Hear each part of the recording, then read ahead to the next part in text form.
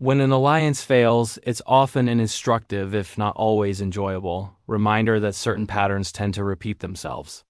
The Molotov-Ribbentrop Pact of 1939, often treated in popular history as a cynical deal between two totalitarian regimes, offers a lesson that is perhaps more relevant today than ever before. The lesson lies not in the pact's content, but in the circumstances that led to it, a story of failed diplomacy and profound mistrust.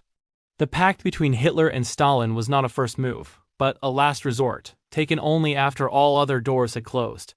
In the years leading up to World War II, the Soviet Union actively and repeatedly tried to form an alliance with the Western powers, France and Great Britain, to collectively stand against the growing Nazi threat.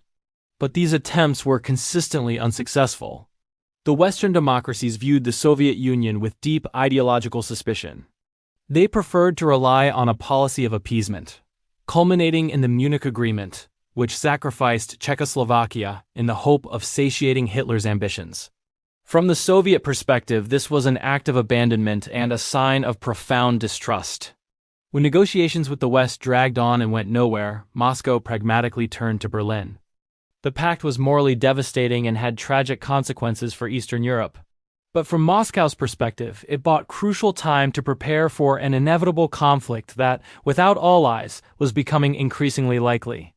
Today's situation, while completely different in scope and ideology, shows a surprising repetition of these symptoms of mistrust.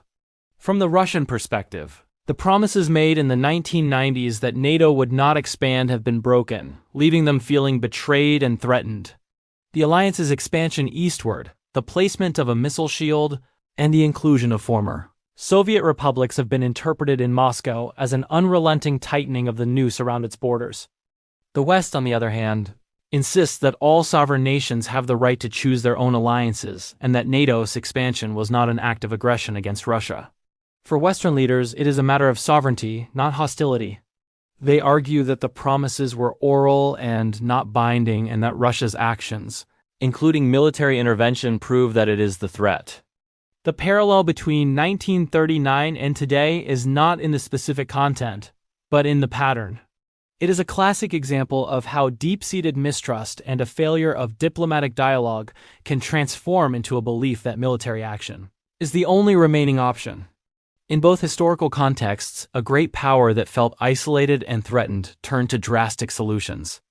While the actors and ideologies differ, the core moral of the story is the same. When bridges for communication are burned and promises are forgotten, even the most unlikely of alliances or most destructive of actions can become possible with devastating consequences for all involved. The cautionary tale of the Molotov-Ribbentrop Pact is that it reminds us of the critical importance of trust in international relations. When that trust erodes, even seemingly minor events and statements can trigger catastrophic consequences that ultimately prove fatal for everyone.